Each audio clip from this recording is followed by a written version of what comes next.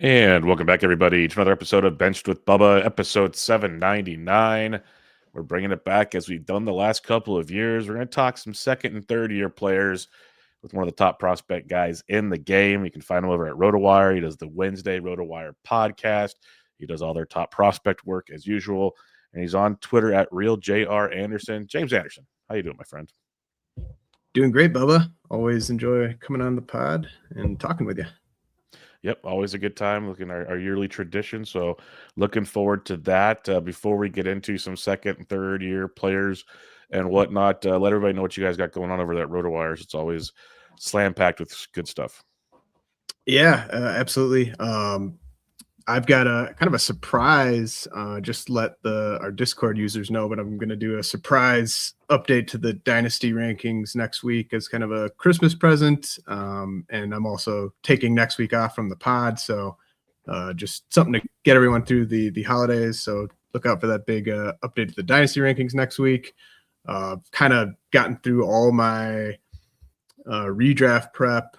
So there's going to be a lot of sort of changing of valuations and stuff on those dynasty rankings, plus all the player movement that's happened since the end of the regular season. So that's kind of the big thing people should be on the lookout for. But YouTube 15, if you want to get 15% off RotoWire subscription, definitely check that out. And then obviously I always do the massive top 400 prospect rankings update in mid-January. So tons of prospect and FYPD content coming in January.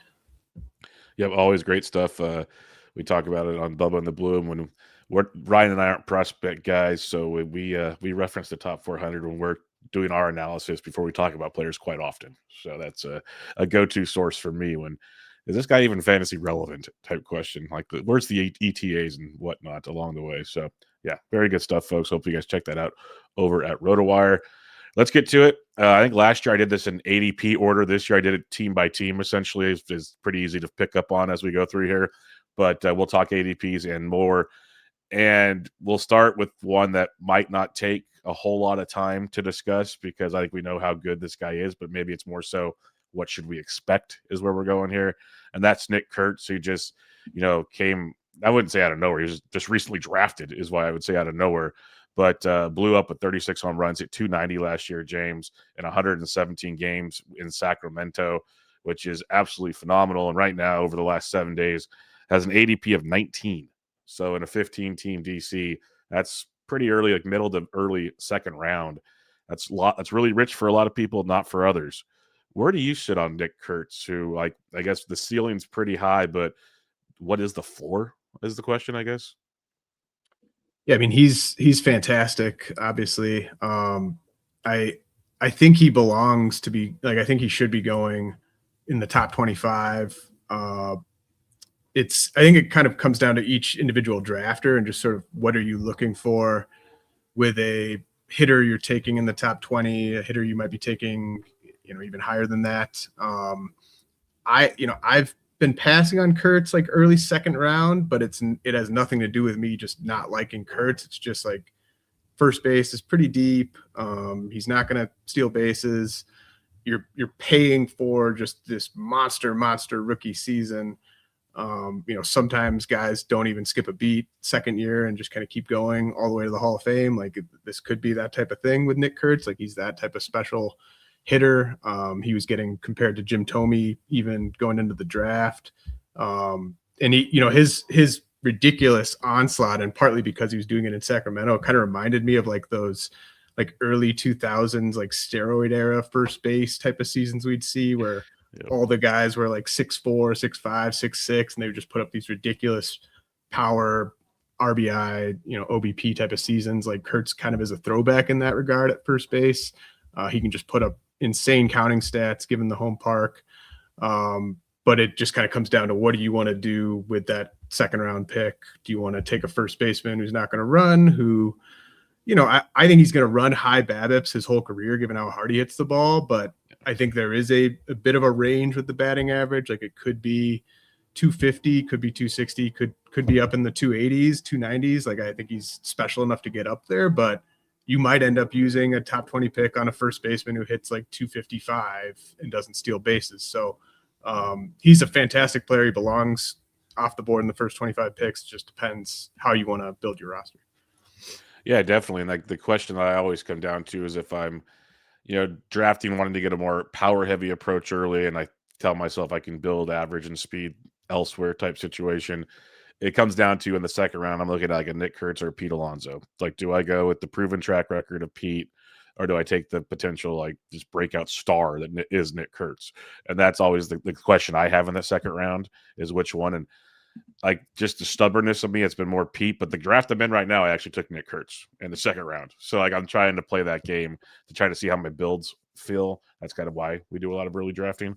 But yeah, I agree with the Nick Kurtz thing. I'm always stubborn with the younger players. That's why I talk to people like you to try to kind of work through that stubbornness. His teammate Jacob Wilson, he was a hitting machine to start the year, got banged up, and it was good, but not what we saw in the first couple of months of the year. Still solid hit till it finished sitting 311 on the year, 13 homers, 5 steals. I don't know, like the power was always the question with Jacob Wilson. And even with the 311 season last year, James, his ADP over the last 7 days in DCs is 173. So it's not like people are going wild for him. He's gone as low as 235 4 drafts ago in a DC. So pretty cheap if you're looking for a late shortstop or even a second shortstop in a DC. Where are you at on Wilson? Because the other question I have is the rumor came out on Tuesday is Hassan Kim. The A's offered him a 4-year deal and he turned it down. And and Kim can play third, he can play second. Don't get me wrong, he can move around. But that also kind of made me wonder, like, are the A's all in on Jacob Wilson? They should be, but it was just kind of a weird question. So where are you at on Jacob Wilson right now? Yeah, I'm not worried about him because of the Kim thing. I definitely think the A's love Jacob Wilson. Like, he's a good defensive shortstop too. I think that was more just trying to stack the roster with another shortstop to put next to Wilson at second base or third base. I'm sure they were well below the 20 million he got for just 2027. So I'm not worried about Wilson from that standpoint. And like really the only thing that was surprising about his rookie season to me was the power. And so like that tells you about a guy. If him hitting 13 homers was a big surprise, like he more than doubled the home run output that I would have projected from him. I think you can give Sacramento a decent amount of the credit there, but he did hit like 5 or 6 on the road. I know one of those was in Coors, but even so, like I would have expected around 5 or 6 homers from Wilson over a full season. He got to 13 in less than a full season. So he definitely exceeded my expectations. And, everyone that's doing these early drafts, like for the most part, they're all sharp rooms, especially the DCs.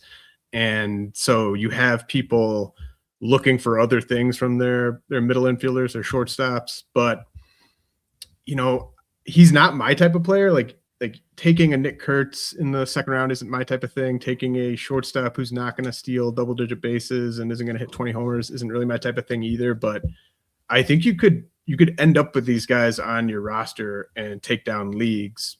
They're going to be productive. If you're getting Jacob Wilson like around pick 200, I think you got to just take it because you're getting everyday playing time from a guy who could hit 300. And just he's going to chip in. Like he's not going to be great in power. He's not going to be great in speed. But I think he at least showed last year that he's not going to be like a 5-homer, 4-steal type of guy, which I did think was in play. He might only be like a 12-homer, 5-steal type of guy, but that's still better than what I thought it was going to be. So not a guy that excites me at all for fantasy. Like he's just not my type of player from a counting stat standpoint, but I do think there's a scenario potentially where he just slips further than he should in drafts this year. Yeah, no, I agree. That's why I mentioned like he was 235 low the last 4 drafts says a lot of where he's gone. It's strictly a batting average thing to me. If you're building your team, it's depth in a DC. It's a Luis Arias profile, which I don't draft at all. That's just not me. So again, probably really good real life player. Now the fun thing would be is if they let him off and then put like Kurtz and company behind him, he could probably score 100 runs, and that might change the conversation just a little bit with Wilson. But that's a lot of what ifs with Sacramento. Last one I have here for the A's is the Law Dog, Lawrence Butler, who people were very, very excited for last season, and things did not go as planned. He still finished with 21 homers and 22 steals, but hit 234. It's almost like a a version of Michael Harris where the expectations were high. It underachieved, but still was 2020. You're like, okay, not the end of the world, but you're talking yourself into it, basically. Had knee surgery. Apparently, that was a big issue that I wasn't fully aware of last season. Where are you at on Lawrence Butler? He's going around pick 155 right now. Yeah, I was gonna say that before you did. Like, just I can't remember a more disappointing season where a guy went 2020 for the first time. It's not like he'd gone 2020 before and he had a disappointing season. Like, he did it for the first time and it was still a disappointing season. Yep. And I was all over Butler last year. Yep. You weren't alone. My big concern is just he was pretty bad against lefties, and they have some very qualified platoon mates for him if they want to sit him against lefties. So I would be banking in him sitting against most lefties in 2026, and then kind of do with that what you will. Like, he could go 2020 again. Like, he's kind of the power speed version of like Kerry Carpenter, where it's just extreme production, but you just know he's going to sit against southpaws. So you got to factor that into the runs, the RBIs, and there might even be some periods where you don't want to start them if they've got 2 or 3 southpaws on the schedule. So pretty high price for a platoon outfielder, but he showed last year, like in a down year, he still went 2020 while sucking against lefties. Yeah, that's my thing. Is like it's a platoon outfielder, so that's kind of like keeps me wary in the draft room when I see this. But the other point, as you've mentioned, is that the 2020, like, what if he goes back to hitting like 260? Now we're talking 25, maybe even approaches 30. It's like the skill set's very good. The fall was interesting, like we did not unexpected, to say the least. Let's go to Baltimore. Jackson Holiday, who I was already pretty excited about entering this season. We finally saw a full year, the ups and downs, but he kind of seemed like he got better and better as the season went on, finished 17-17. Hit 242. Now he's got that big meat Pete guy hitting behind him, which shouldn't stink when it comes to run production. Holiday has an ADP of 138 over the last 7 days. He went 116 in the recent Draft Champions draft, which is his highest he has gone. So where are you at on Jackson Holiday? Because I might be too excited on him, but I'm pretty optimistic. Yeah, we could maybe disagree slightly on this one. That's good. I honestly don't know what to expect. Like, I think there's scenarios where he has just a monster breakout year. But I also think it's possible that as the lineup keeps getting better around him, he could potentially slip in the lineup. And how stuck with him in the leadoff spot are they going to be? If he's got a 314 OBP again, or like a 320 OBP, like, is he going to be locked into that leadoff spot? I think that's something to keep an eye on, but he's going to be productive. It's just where does the price go? I think I'd probably take Cedar Rafaela over Holiday, and he goes quite a bit later. So, like, I don't know if I'm going to end up with any Holiday this year, which isn't something I'm happy about necessarily, because I do see breakout potential. But if that price just keeps going up, it's a productive player, but he still has never hit 20 homers or stolen 20 bases in a season. He's never topped like there's a lot of stuff he hasn't done that players going in the top 125, 150 have done. So I think you're projecting a decent amount if you're pushing him up to like the 100 range. But he's a big time talent. I think he's been pretty underrated at times, but I don't know if there's a big breakout coming. It could come, but it might just be kind of who he is. Yeah, and I don't disagree with that. Yeah, we are a little off on how we feel about him, but as his ADP climbs, I'm also not as excited. Let's put it that way. I was liking him when he was like 160, 170 range, like sitting back there, and because second base is so bad, where I'm like, okay, this works. Hit towards the top of the order, score a bunch of runs, then Pete signs and the ADP climbs with it, which I understand.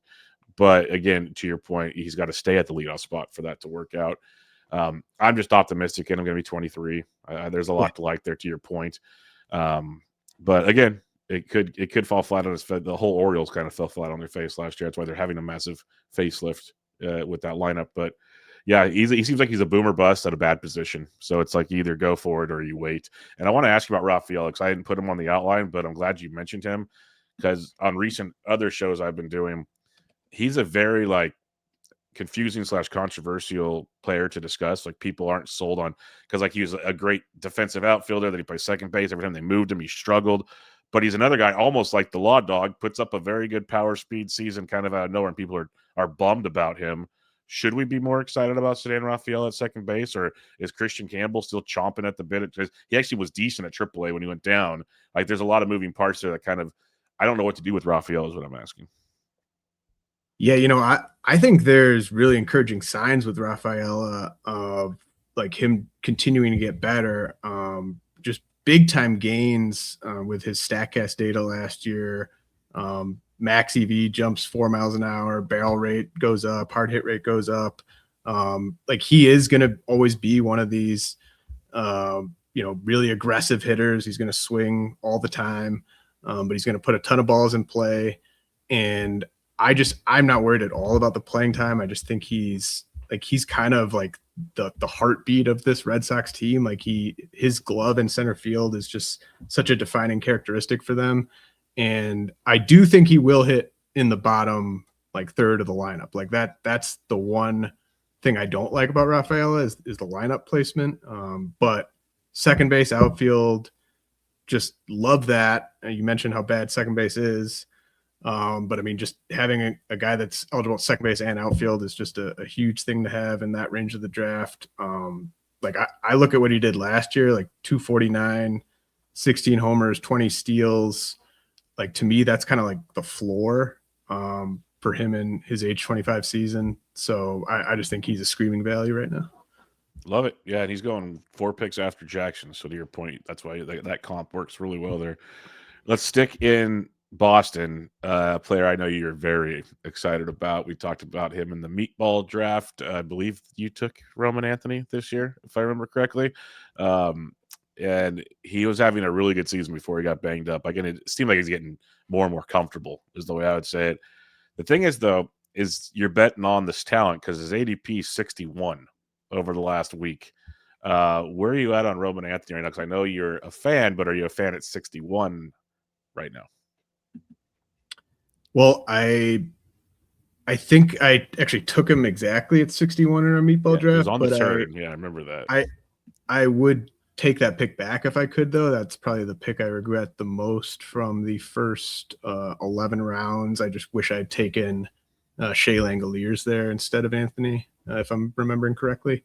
But he's a fantastic player. Like there's nothing bad to say about Anthony. I've kind of compared him like very different players because like Bryce Harper came up a catcher, now he's a first baseman. But I've compared Anthony to Harper in the past because of like I just think it's kind of a better real life hitter almost than a fantasy hitter. Even though like in his prime, I expect Anthony to be going similar range as like prime Bryce Harper. Like he could be a first rounder, he could be a late first rounder, like an early second rounder.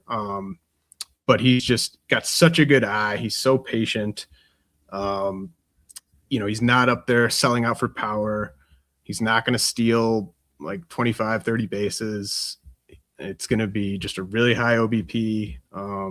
So he's a really, really good player, but I don't know if Roman Anthony, taking him as your OF1 in the fourth round or like late third round, even like that's, I guess it would be late fourth round, early fifth round. Like that's just a little rich for me on a guy that I would probably take the under on 20 steals and the under on 30 homers. But like he's just so good as a pure hitter. It's very rare that a team just lets a lefty play every day right away, and the Red Sox had no problem letting Anthony face same-handed pitching. Yeah, I think I might have one share of Roman, and since then I stare at the draft board and like, yeah, he's really good, but I don't know I could do it right here. To your point, like your fourth or fifth pick, that's still a pretty vital pick that you can find some 5 category guys that I think you can trust a little more, or a reliever or another starting pitch, like stuff like that at a point in a DC, which makes it tricky. And as a whole, the Red Sox lineup, when you look at it right now, is there's a lot of puzzling players right now, like Jaron Duran. What do you believe in William Abreu, so on and so forth. Tristan Casas, like what are we going to get this year from Casas? The other one I wanted to mention on this show, though, unless you want to hit on those, you're more than welcome, but you don't need to. Marcelo Meyer, he was one of the, like, it was him and Roman Anthony were like the dudes, and even Christian Campbell. Like, this was our crew coming up last year. Meyer got banged up, had the hand injury. We've seen the little bit of power, speed throughout the minors. Right now, he's projected to be their starting third baseman with an ADP of like 376. So very, very affordable. What are your thoughts on Meyer entering this season, especially coming off that injury? Yeah, I've never been a huge Mayer guy just because of the. I just think it's a low floor or a low ceiling, high floor profile with a guy who's not going to run very much. He's eligible at third base now. You could get a guy who's going to chip in like 6-7 steals at third base, which isn't nothing, but he's always had a hard time putting together full seasons from a health standpoint. So I'd be projecting like 120 games, maybe 15 homers, 5 steals, decent average. So, like I said, just decent floor, but for a prospect with as much name value as Mayer has, like I just don't see a high ceiling at all for fantasy. Good to know. That makes the ADP make a lot more sense. Let's head to the White Sox, a team that is pretty loaded with young talent. We saw a lot of them come up last year and got more coming down the pipe with the Sox. Let's start with their middle infield, Chase Meidroth, who he's second base shortstop now, as he's been moving around. He was started out shortstop, got hurt. We saw Colson Montgomery. Meidroth moves over. So he's got the dual eligibility. He's kind of a little, I want to say, power, some speed, really good hit tool. He's like, to me, he's kind of a poor man's Jacob Wilson, but might run more, if that makes sense. Could be totally wrong there. But Meidroth's ADP is 343, and I like that a lot better than Wilson's ADP. So where are you at on Chase Meidroth entering the season? Yeah, no, I think he's a great pick right now in DC's. Just a really nice piece to have on your draft champions roster. I was going to actually bring up, I was going to compare him to Wilson as well. So like it's lower batting average. Like I think that's the big thing in Wilson's cap that we can't poo-poo the fact that we're expecting Wilson to hit around 300. Like it's just that's a rarity.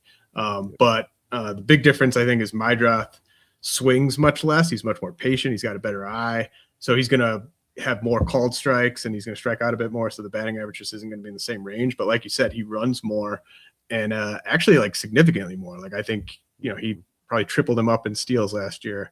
Meidroth did on Wilson. So it's not nothing to get a guy that's going to play every day, steal 15 to 18 bases, hit around 10 homers. Like his defense is good enough. I think Meidroth plays every day for the White Sox this year. So like he's not going to kill it in power, obviously. But I think he could hit high in the lineup and do everything else pretty well. Yeah, no, he's been a very popular pick for me. He gives you that middle infield stability, the depth pieces you're looking for there. Like in theory, he could be your third, second base, and shortstop at the same time. So that depth that you're really looking for, love him. And I can see a world in fab leagues where he becomes quite valuable at middle infield throughout the season. So very, very serviceable ball player there. Kyle Teal was a part, came over from Boston in the trade last year for Garrett Crochet. Got his first cup of coffee in the bigs, hit 8 homers, stole 3 bags, hit 273. He's hit for a good average throughout the minors, power, speed. He's I compare him to a poor man's Agustin Ramirez minus the better batting average than the Goose.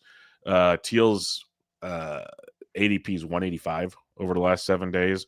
So he has been a target of mine in drafts. I might be over excited about him, but I do like the skill set. Where are you at on Kyle Teal?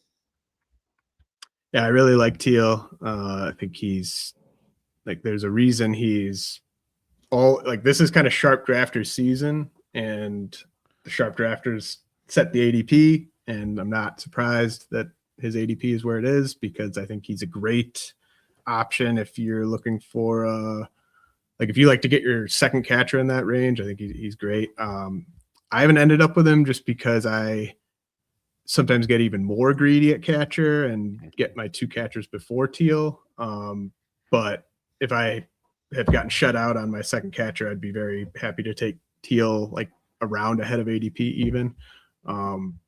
He's good at everything. He's not going to hit 25 homers, but he's good at everything for fantasy, especially for a catcher. And I think it shouldn't get slept on just how good of a rookie season that is for a catching prospect. 125 WRC plus as a 23-year-old while being an above average defender. Like that's just, you don't see catchers do that very often. So he wasn't overmatched at all. And then I think there's room for like a big step of growth just as a run producer. So yeah, I'm a big fan of Teal. I love that. You almost echoed a part of our we did our catcher preview on Bubba and the Bloom on Tuesday, and I said if you want Teal, you might have to start taking him a round or two earlier because he's going to keep moving up the draft board. So you almost the skills are great. So you nailed that one there. We're on the same page on that one. The last White Sox I have written down is Colson Montgomery, who average was putrid. Like we can go with that as 233, but he did hit 21 home run. Like the power was ridiculous. It seemed like every other day you turn on, MLB Network and he's hitting another home run. He still strikes out a ton. So it's one of those profiles that's like, okay, the power's awesome, but man, like there's some concerning aspects elsewhere. His ADP is 231 though. So you mentioned sharp drafters. They're not pushing him up the board per se for that power. Where are you at on Colson Montgomery? Yeah, I'm not really going anywhere near him this year. Just low average. Like I don't know how you could look at what he did in the minors and project anything better than like a 225 average from Montgomery. And I was shocked that he got to that much power, given how mediocre of a prospect he looked like at AAA. And I kind of think there could be some regression coming. Like I could see him being, like mid-May, he's hitting like 190, and there's questions about, is he going to get sent back to AAA? Like that, I think, is in the cards for Montgomery. Also possible he's up all year, he hits 30 homers, but I don't really see a scenario where he hits like 245 and he's up all year.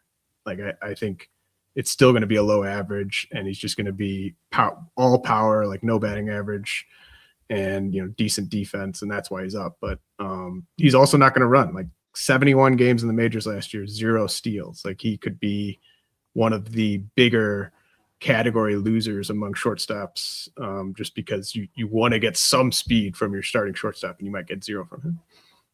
Yeah, I'm glad you mentioned the speed as well, because I rejoiced picking him up in a fab last year. Loved every bit about that. 21 home runs out of nowhere is just great. But in the draft room, like between the average and the speed, and like there's a world where I could see him struggling, and the White Sox go with other options potentially. Like it's that bad at times. So we'll see where that goes.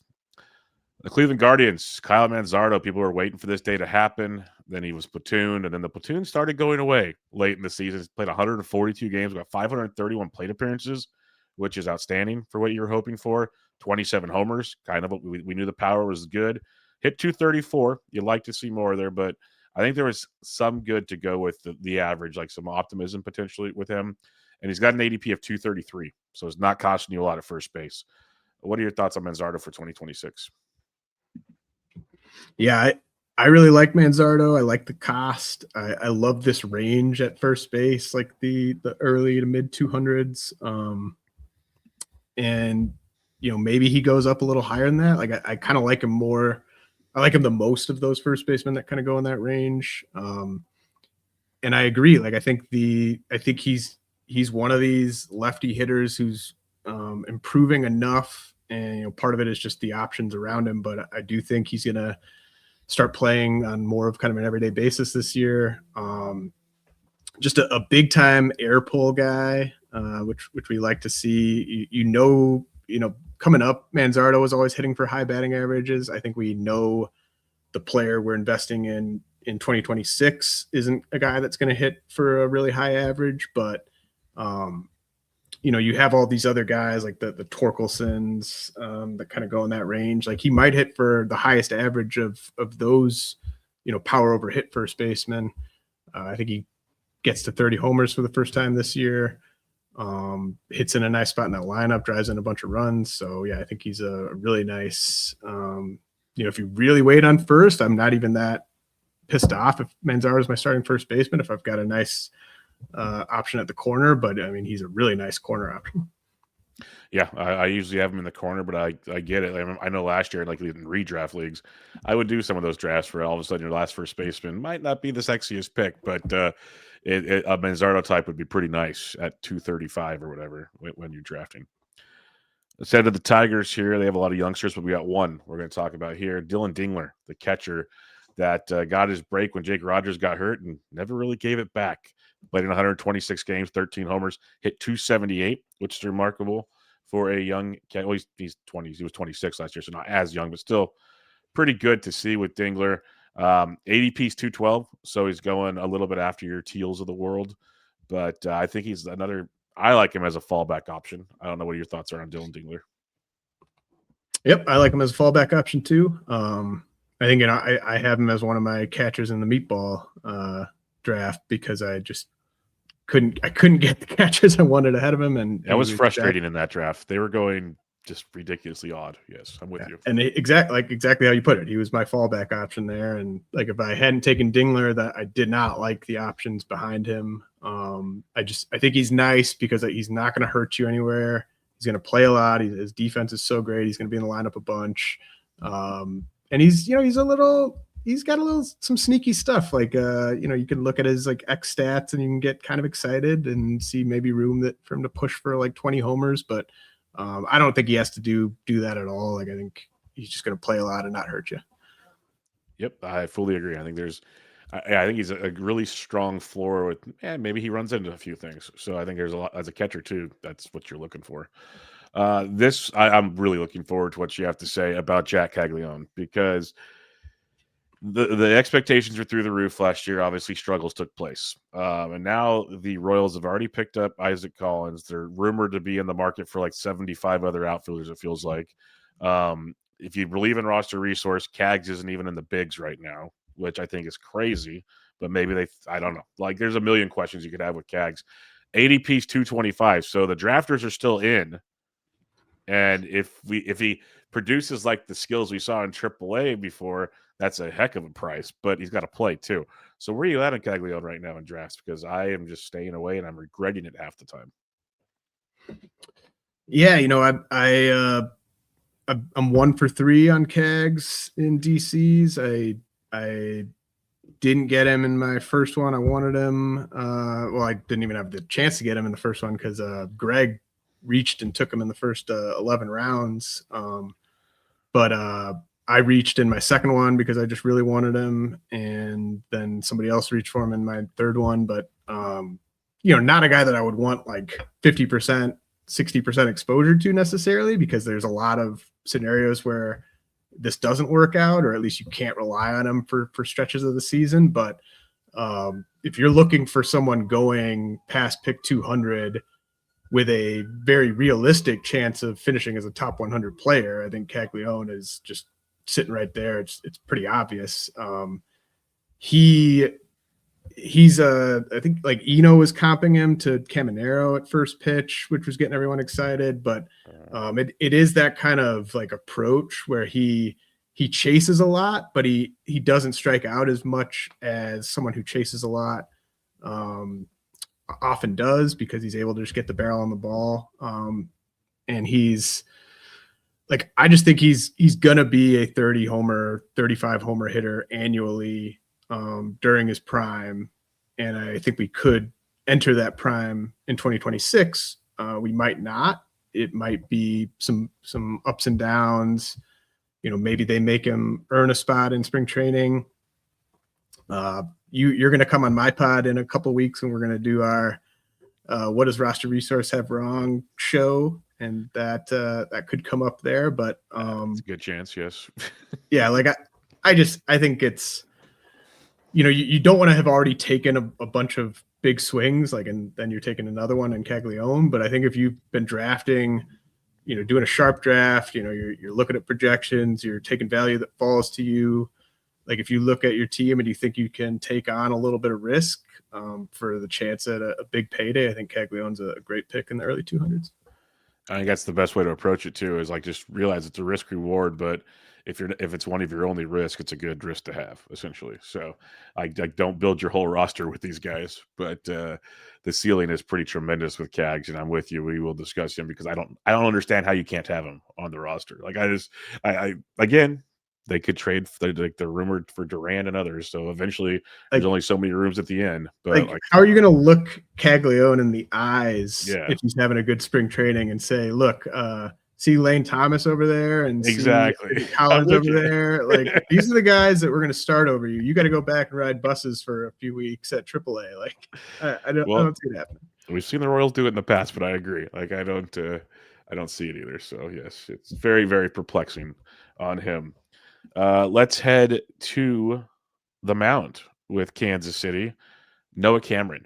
Noah Cameron is a guy that Ryan, my co-host, makes fun of me for because I'm like, look at him. He's boring, but isn't boring beautiful? Like the ratios were good. Now the indicator said that wasn't that good, but at the same time, it was like a Sierra around 4. Like it's 4.33. Like again, not great. But you can live with that if at his ADP. Whip was good. Doesn't strike guys out. Doesn't strike anybody out. That's a big bugaboo. Like I mentioned it because his ADP is 254, so he's dirt cheap. I still haven't drafted a lot of Noah Cameron. I'm just trying to tell Ryan like it's not the end of the world with Noah Cameron.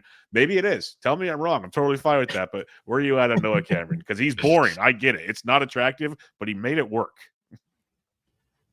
Like, you can definitely make worse picks than taking Noah Cameron. That's the nicest way of saying, yeah, it's not that great.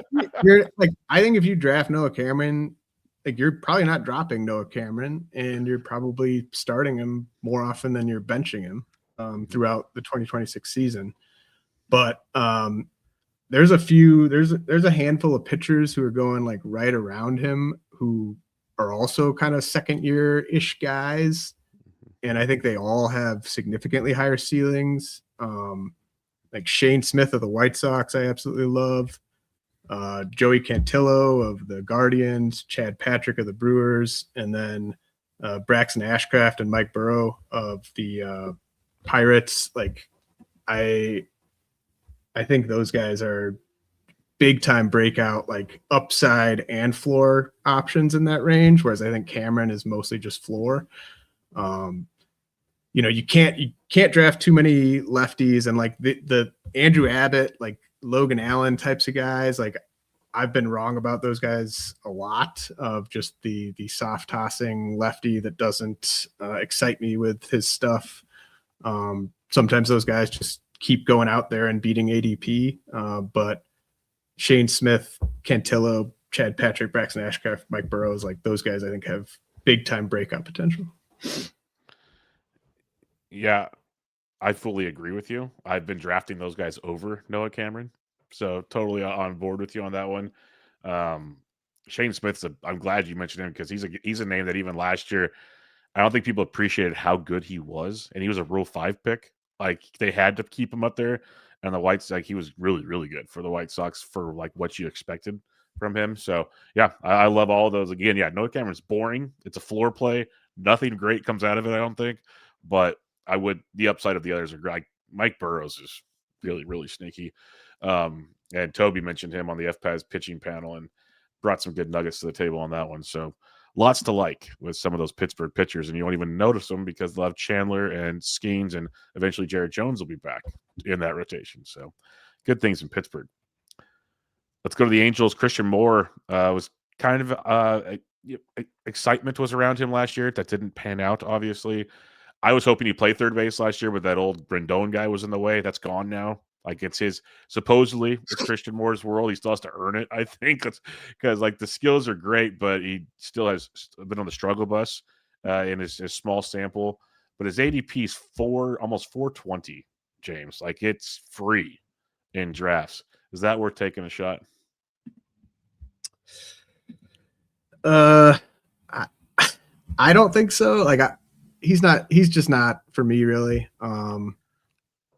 I think I just don't know how the batting average isn't a killer, and I don't think he runs enough. The playing time, the playing time is kind of the selling point.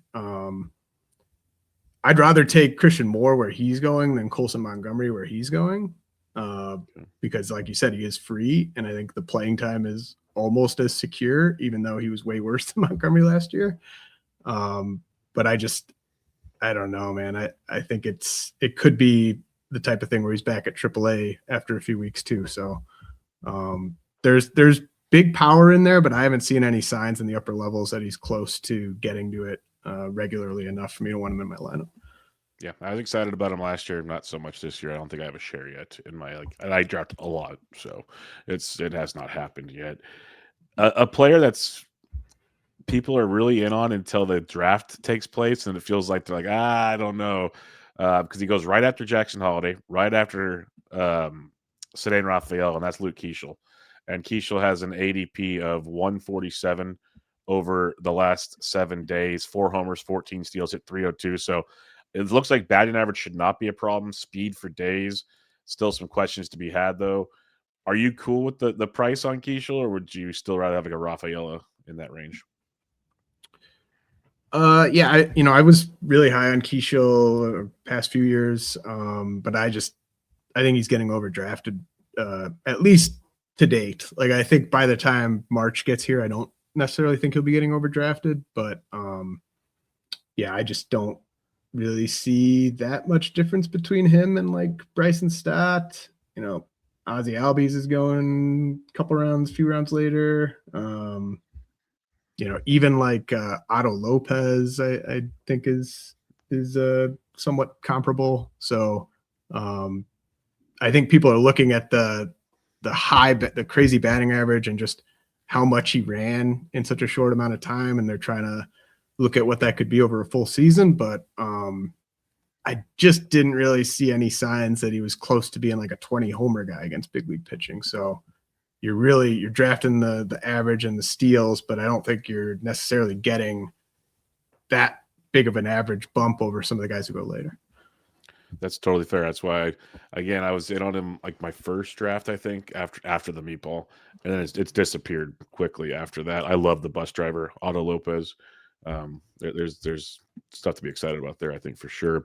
Zebby Matthews, a very frustrating person to roster last season in his 16 starts at a 5.56 ERA. But if you're looking for grains of salt, 3.82 Sierra. He had an 18% K to walk, and there were improvements as the season went on. I actually wrote about it for our Patreon. It's might not be as obvious because people just look at the ERAs and whatnot, but there were some slight improvements in his skills. Zebby Matthews comes with an ADP of almost 300. It's 295 over the last week. I'm interested to take a chance on a guy with that kind of upside, but I understand the appeal to not be interested. Where are you at on Zebby?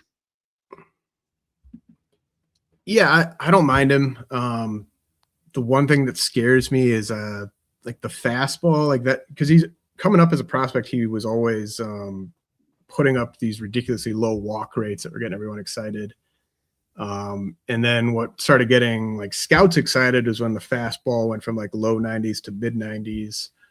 But it's still like it's fairly straight. It's big leaguers have no problem catching up to 97, 98 if it's in the spots where he's been putting it. And that part of it kind of worries me a little bit. I know he started throwing the sinker like halfway through the year, but sinker didn't look that great to me either. So I think he's still kind of searching for that perfect fastball or combination of fastballs. But I don't mind the price. I will say, like, I know that this guy definitely isn't someone that we would normally talk about on our chats, Bubba, but I loved what I saw from his teammate Simeon Woods Richardson down the stretch, and Yep.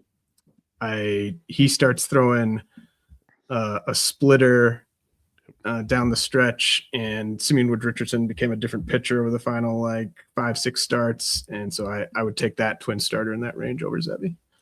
I have more Simeon Woods than Sebi to that exact point.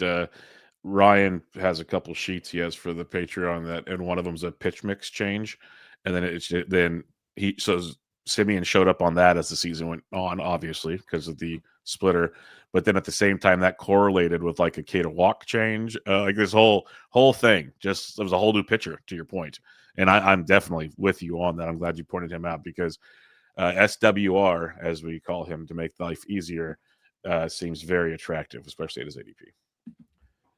Jason Dominguez, the guy that many want to break out, except for the Yankees, looks like he might actually have the job for now. It is December 17th. A lot can change in the Bronx, but his ADP is just around 200, and like he's got a law dog profile to me. Like it's a 2020 guy that average could fluctuate. Who knows? But I think the skills are there. Again, I'm optimistic. I've wanted him to break out. Where are you at on a guy like Jason Dominguez? Because I think if you're drafting him, you're trusting the Yankees, which is a bold strategy at times. Yeah, I definitely do not get the sense like from the quotes that like you'll never I've never seen an Aaron Boone quote from about Dominguez that gives me confidence that Aaron Boone likes Dominguez, the baseball player. Right. And I understand it because like if you see him play the outfield, like you could definitely see how that'd be frustrating. So it's just kind of like how confident are you that he plays basically as much as he did last year? Because I think he's a good pick where he's going, as long as he just doesn't have any point in the season where he loses playing time. And he can still sit against like some lefties and still be a good pick where he's going because he's going to run, he's going to hit for some power. There's a lot of intriguing outfielders that go in that range. So I think you kind of have to be in a position where you need that speed. There's another guy we're going to talk about in a little bit who I like a little bit more in Dominguez who goes in that range, but yeah, I think he's totally fine. Like I think he could easily outperform his ADP by like 100 spots as long as the playing time's there. But I do always have that in like the back of my mind, and then Grisham picking up the like I just it wouldn't stun any of us, I don't think, if all of a sudden like Dominguez hasn't played, he's started once in like 7 games in May or something like that. Yep. That's why I haven't drafted him. Like I like the skills offensively, but I'm like, I'm not playing this game anymore. We're not doing this. So again, I could regret it, but I'm fine making mistakes. His teammate Cam Schlitt happens, was awesome in the postseason. The regular season he wasn't too shabby either. Like it was an ups and downs for a 24-year-old rookie, I would say, but the skills were pretty good across the board. And we have an ADP of, the thing is, yeah, the ADP is like 125, so he's not free by any means. So do you believe in a second year of Cam Schlittler being worth maybe your SP2 or if you're aggressive SP3 these days? I definitely don't want him as my SP2. Agreed. Yes. I think he's kind of falling a little in like the recent drafts. Chase Burns is staying up there. Like Sheehan's staying up there. Like Tetsuya Imai's passed him. Bubba Chandler in the last couple drafts has passed him. Mizorowski in the last couple drafts has passed him. So like if he's going like after all those guys, and then it's just kind of like Schlittler versus Pablo Lopez, Schlittler versus Ryan Pepio versus Robbie Ray versus Michael King, like these types of guys, like I do not mind taking Cam Schlittler in that range. I think there's people are reacting to the velocity jump, but like we talk about projectable pitching prospects all the time, and this guy kind of makes good on that projection, grows into his velocity, and now we're like holding it against him. I mean, I get it if he's going like up in that McLean, Burns, Sheehan range, but I think he's just more talented and I just think he's better than some of these guys that go in that like 150-ish range. So if he's going 125, I don't want him. If he's going 150, like I think then he might even be like your SP4, and you might get 200 plus Ks from your SP4 in that case. So there's definitely risk here, but Schlittler was a guy that I was excited about like early last season based on what he was doing in the minors, and was someone I was trying to get like when he came up. So like it was a velocity jump, but like I wasn't startled that he was having this type of success in the big leagues because of how dominant he was in the minors. So like the main risk I see is just him blowing out his UCL. But that could happen to Burns, that could happen to Chandler. So I don't mind where he's going. Sure. Yeah, no, and to your point, he has had some weird ADPs. Like looking at the ADP tracker that Ryan built, like the last 5 drafts, he had a 103, which is his is high, the highest he's gone, because 150 is the lowest. So 103, but then it went 140, 145, 109, 118. So it's from draft to draft, it's varying quite a bit. So like to your point, there's a world where at 140, 145, like, okay, cool, that's nice. But then there's other drafts he's going right around pick 100, and that's a little tougher to stomach with him. Let's talk Chandler Simpson, because people love Chandler Simpson. He's fast, yeah, he's very fast. That's established. Zero power whatsoever. He's just off my draft board. His ADP's 155. Again, maybe you love him. I don't know. I don't seem like your profile, but I'm just gonna say it. What's your thoughts on Chandler Simpson? Yeah, I mean, like what I would say like about like Nick Kurtz, Jacob Wilson, Chandler Simpson, like I think you could win an overall championship drafting any of those three guys where they're going at ADP. Like I don't think drafting these guys like puts you in a bind just because you took them. I think it's just all about like what type of build are you comfortable with, like as a drafter. Like are you comfortable like needing the average and speed that Chandler's going to get you like after pick 100. Like for me, usually I want to have that average and a good chunk of that speed before I get to pick 100 and like not have to be making those types of moves. But I mean, you could draft Nick Kurtz, Junior Caminero, and then all of a sudden like Chandler Simpson's a great fit for your roster. True. Where he's going. But to me, that's almost more of like an auction play, because then if you don't get Simpson, then your build's kind of screwed. The one thing I would say about Simpson is like, you know, you look at like the projections and it'll be like 441 plate appearances is the depth charts projection for him. Just don't go in there and change that to like 600 plate appearances and see, oh, well, now I'm getting like 65 steals or whatever. Like, I just don't see him playing that much. He's that bad of a defender in the outfield. The Rays have that many options. I don't see him being this guy who's just racking up plate appearances. So I buy the projections kind of being low on him from a playing time standpoint. It's just all about the roster build, all about the specific manager and how you like to build your teams. Yeah, and that's a great point. Like I poo-pooed it quite a bit, but if you want to build appropriately, it's the world where it fits, and your auction point's great because you can like, okay, I can pay X amount here, and take a value here. Like, there's ways to. That's why I love auctions. Like you can build things so differently and like have success. Where a snake, you almost have to commit to the build, which is different, and then you have to hope it falls to you at that commitment. Where the auction, you can actually do it. His teammate Ian Seymour, pitcher. Again, this would be a name that would come up when we talk down the road, because right now Steven Matz is projected to be the fifth starter while Ian Seymour is in AAA. Maybe that's fine because the Rays do stuff like this. It's probably not that far off, weirdly enough. But it feels like Ian Seymour showed enough in his first season that he deserves more run. He is going with an ADP of 313, so I think people are worried the run might not be as lucrative as we would like. What are your thoughts on Ian Seymour for 2026? Yeah, skills wise, like I thought him and Cameron were really similar coming up as prospects. I think I even like compared them before the year last year. So like I think skills wise, like if we felt as good about him getting the starts that Cameron's getting, like I think he belong in that exact same range and maybe even like a tad higher just because of the team context potentially being a little bit better. But I think the Rays are just going to Ray, like he's got 2 minor league option years remaining.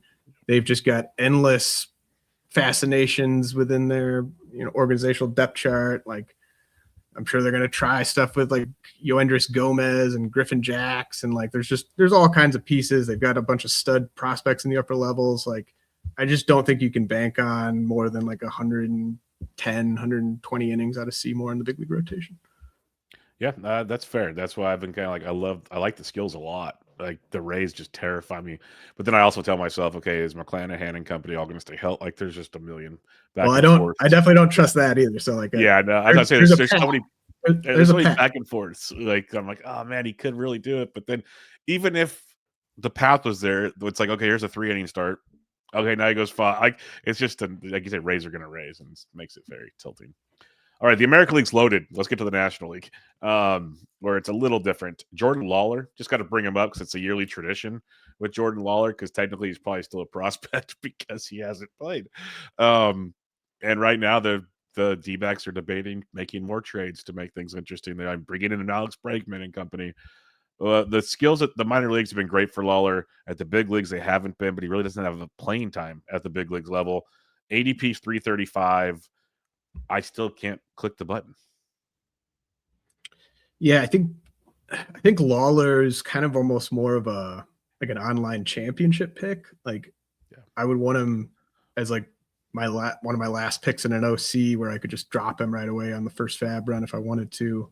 Um, he's kind of like Dominguez where I just don't get any sense that the team likes him that much. What it feels like.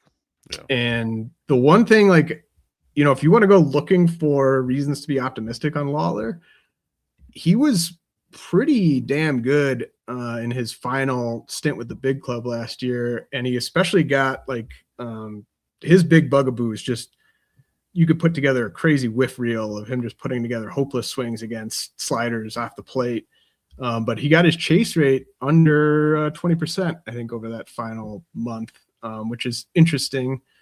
And, of course, I found some interesting Kobe Mayo stuff from the final month, like a week before they signed Pete Alonso. So, like, I would not be surprised at all if Lawler is fully blocked by opening day. And I think a trade would honestly be his best path to not being blocked. But I also saw he's playing center field in winter ball.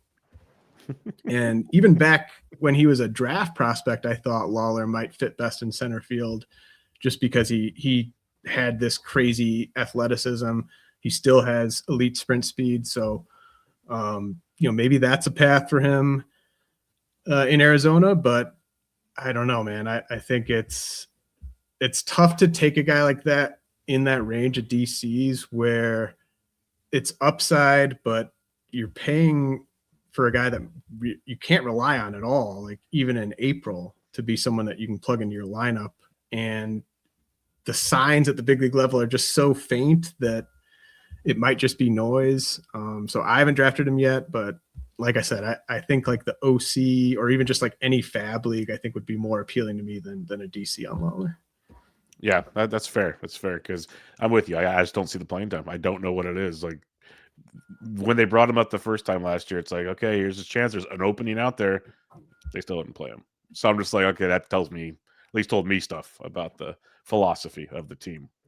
Let's head to Atlanta. Hurston Waldrop. He made some noise in his first run with the Braves as they needed every pitcher they could find last year at some point.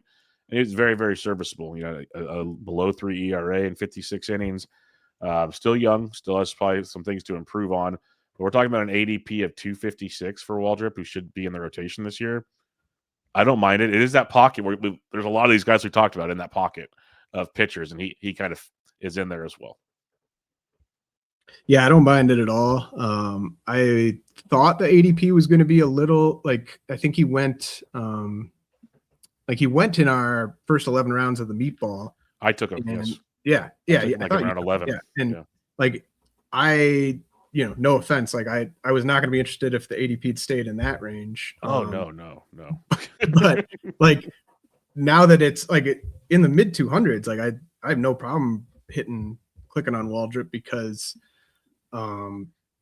team context is great. Like I think that they're gonna, I think he's probably gonna win double-digit games, and he's got one of the best splitters in baseball. And he started flashing down the stretch last year. I mean, he's always flashed, dominant upside, but there's just been a ton of tinkering with the pitch mix and just, command has been a big issue for him at times. So like, that's why I didn't want to use like a high pick on him because I think the floor is fairly low. But he's got a chance to be a big time value in the mid 200s if he can stay healthy. Yep, I like him a lot. He was a popular favorite fat pick, one of my favorite fat pickups last year. So like that a bunch. A few more here. PCA, just got to mention him because he is a second-year player, but more so, I want to get your thoughts. His ADP is like 29, so he's the end of the second round. Are you fine with that? Like we're talking the 30-30 guy that could go like 30-50 or what? Like, who knows? It's the batting average is going to be the question. Like, where does that land? So, are you fine with the ADP with the skill set you get from PCA? Uh, Not really. Yeah.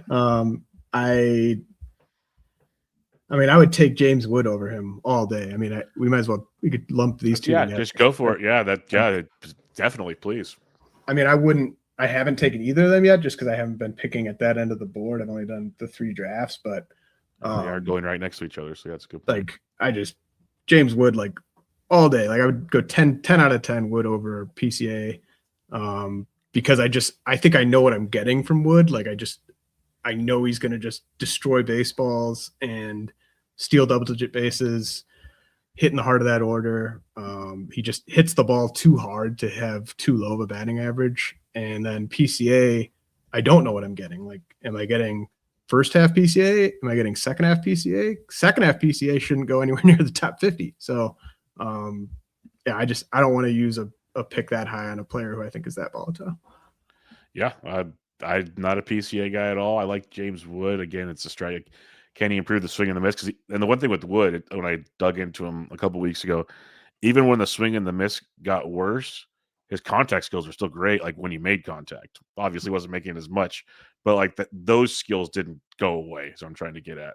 So Yeah, like like if he could he's like improve, kind of in that like Stanton Judge range of yes. just like he's not gonna hit 230. He just can't. He just hits the ball too hard. It's like your Nick Kurtz commenter. Like the BABIP's Yeah. going to be high because he hits the ball so hard. So yeah, I'm with you. I'm really glad to hear that because I'm a staunch no PCA guy in my world. So like that, I that mean, profile's too it's I too also try really volatile at hard that to not point. get.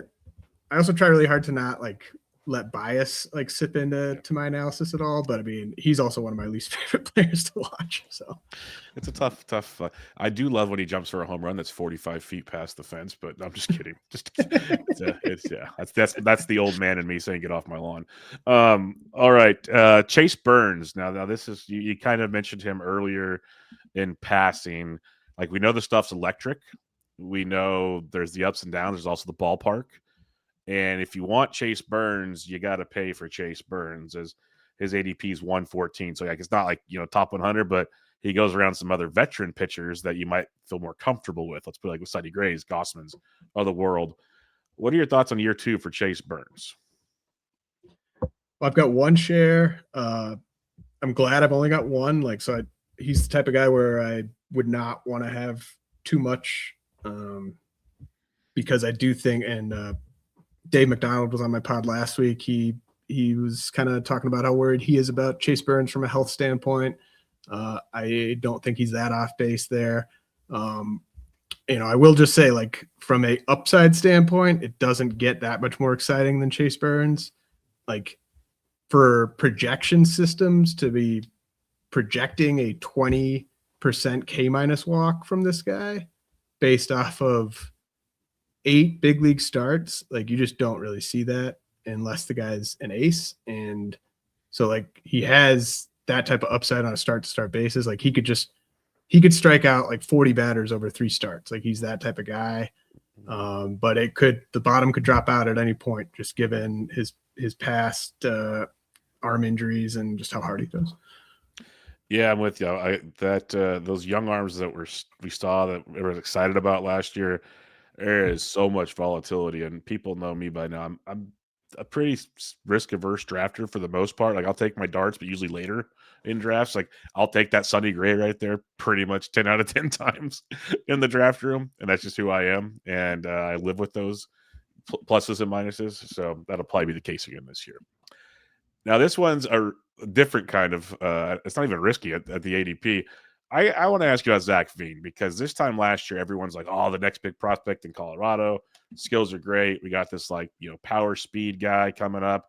And obviously, we know it did not go well. It went fine at AAA. We saw the skills still looked okay at AAA when he was demoted, but at the big league level, it wasn't great. The reason I want to ask about Zach Veen, though, is his ADP is like 5'10", and he's still at this point in time, he should have a chance to make the big league roster again.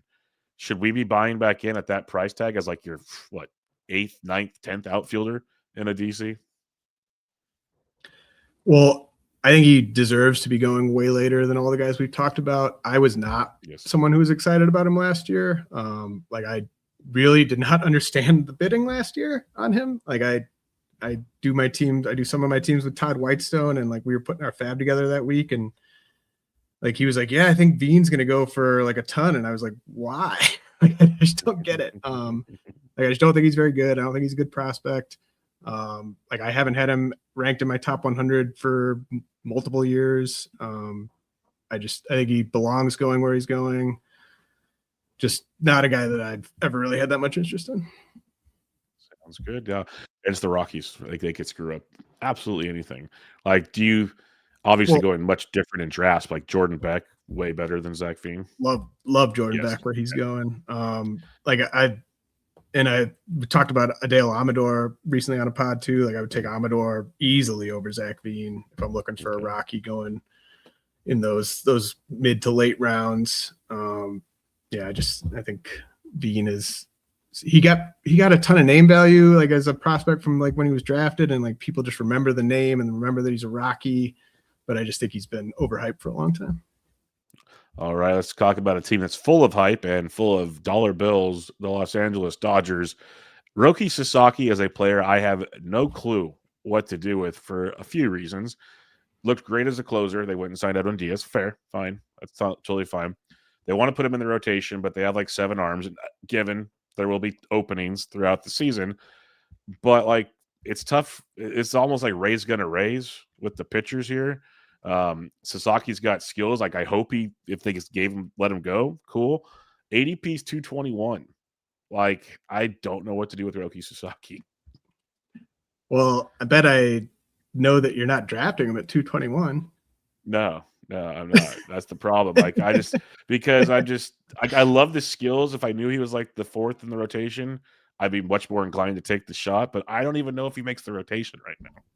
I like it's kind of telling to me that the drafting community was clearly hoping he was going to be the closer, because Yes, it's like yes. as soon as the pieces started coming together that they didn't want to use him as a closer, and then they signed Edwin Diaz, like now it's just like, why would I draft this guy in the top 300? He doesn't look like he's one of their 5 or 6 best starters. He's not going to close games, so why do I want him?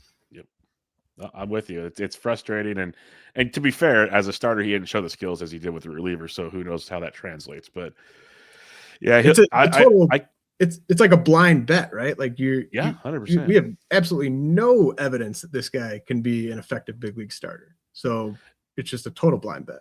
And it goes to show, like you mentioned, like it's sharp season in the draft rooms. He's going right next to Aaron freaking Nola, and we know who Nola is, and he's going right next to him. Like talk about 2 polar opposite skill sets, and they're going right next to each other.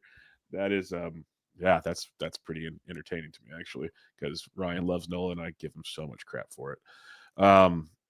Jacob Marcy, this is a guy I've actually heard smart people like Rob D say this is your next PCA.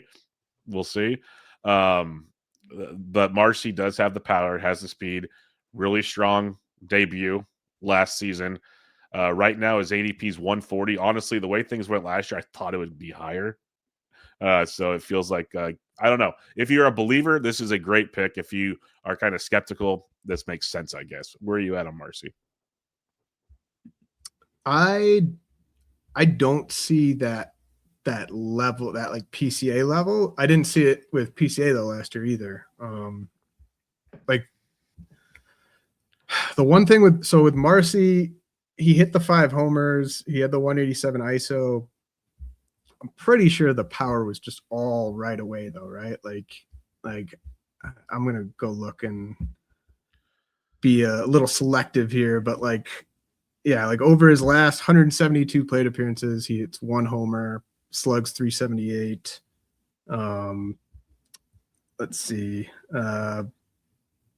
Tiny home run to fly ball. So I guess you could say he was unlucky there, but I think it's the speed you're buying. I get I think it is 30 plus steals. So that's probably got to go in the top 200, and the playing time is safe. But I don't know, man. I might just be missing something with Marcy, which is certainly possible. Like I said, I wasn't I wasn't right about PCA last year, but not a guy I'm really excited about besides the speed. I guess I'll ask you this, and your answer is probably neither. That's fine. But like you have Marcy at 145, you have Simpson at 155. Would you rather go Marcy? Hmm. Um, man, I might actually go Simpson. Okay, see that's Uh, now that's interesting to me. So that's good. because I think Simpson is really helping in batting average, and I think Marcy is probably just helping in steals. He's going to better Simpson in the runs and the RBI, which is definitely meaningful. But yeah, I mean it's definitely close. Like I could see going either way on that one. But I think you kind of understand by the way I'm answering it that Yeah, it's mostly neither. it's neither. No, I figured as much. I figured I'd ask it because most people, it seems like what I listen to, it's Marcy, Marcy, Marcy. So that's why I liked having the alternative point there. Couple more real quick. Jacob Mizrowski, the Miz, another guy kind of in that Burns esque, but seems like he has less control than Burns. Still electric stuff with the Miz. We saw the good, the bad, and the ugly last year. ADP's 123, so he's going. He's going 10 picks after Burns. There's still those veterans before and after. He's going right before Schlittler, as you mentioned. What are your thoughts on the Miz? Yeah, I'm kind of out on him at that price. I just don't trust the command, and I also don't know how long he can stay healthy throwing as hard as he throws, especially his breaking pitch. So it's just like I would take all those unproven guys. I know you're probably like fading all those guys, but like he's the guy I'm least interested of those guys who you're all not interested in. But like I would take all those unproven guys over the Miz. Yeah, I'm usually uninterested. The drafts I will do the unprovens in is if I'm aggressive on pitching, then they're SP3s. I'll take the chance then. Or to your point earlier with Simpson, in an auction, when you're sitting there and all of a sudden it's like, okay, it's supposed to be like a $14 guy and he's sitting there at like 10. All right, now you've convinced me to like take a shot and like see if this is worth it. Like that you've been at the table when that kind of stuff happens. Like, Yeah. okay, now this guy suddenly fits my build and we're gonna like make this work type deal. So all right, I have to ask about Ronnie Mauricio. We asked about Jordan Lawler, so we got to ask Mauricio. Mauricio might get traded by the time people in the next couple hours before this comes out. But like this was another like highly touted prospect. Injuries have derailed things. We did see signs of life in the minors before he came back. I don't know. It's more of a do you believe? And he's got an ADP of 476. I don't believe, and I don't think the Mets believe either. And I think he probably gets traded soon. And if he's on the Mets, I don't think he plays. So I think he needs to get traded to be interesting, and I'm just not that interested. All right, we talked about Simpson. We talked about Marcy. I like this outfielder more than both of them, probably combined. And at an ADP of 206 is Dalen Lyle. I really liked what we saw in the plate discipline in his first run. He hit for average. There's some power, some speed. I really like Lyle. I could be, again, totally wrong with it. It could have just been a great first cup of coffee. But at ADP of 206, what are your thoughts on Dalen Lyle? Yeah, I really like Lyle too. I like him more than Marcy and Simpson. I think he's kind of similar to Michael Harris, honestly. Just in terms of like the fantasy stats that I'd be hoping for. I've got Lyle on most of my dynasty teams because of how impressive his minor league start to the year was last year. Like he had always been this notable prospect, mostly because the national system sucks so much. But last year, he actually became like a real prospect I was legitimately excited about before getting the call. Obviously the bat to ball is incredible.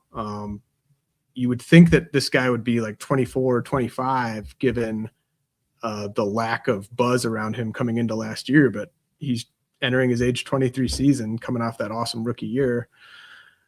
I don't really see a major weakness with this guy. Like he's not going to hit. Like I don't think he's going to hit 25 homers. Probably doesn't hit 20 homers, but he could hit 20 homers, and I think he's going to play a bunch and hit for really high average, steal 20 plus bases. So yeah, it's just kind of where do you got to take him? Because I think he's the type of guy people are chasing up the board right now. Yeah, he's going to be on the move. I think there is that 2020 upside if things really get clicking. I like the Harris comp, and you mentioned moving up the board. Like his ADP is 207 over the last 7 days, but like over the last 2, 4, 6, 8, 10 drafts, he's gone anywhere from 173 to 223.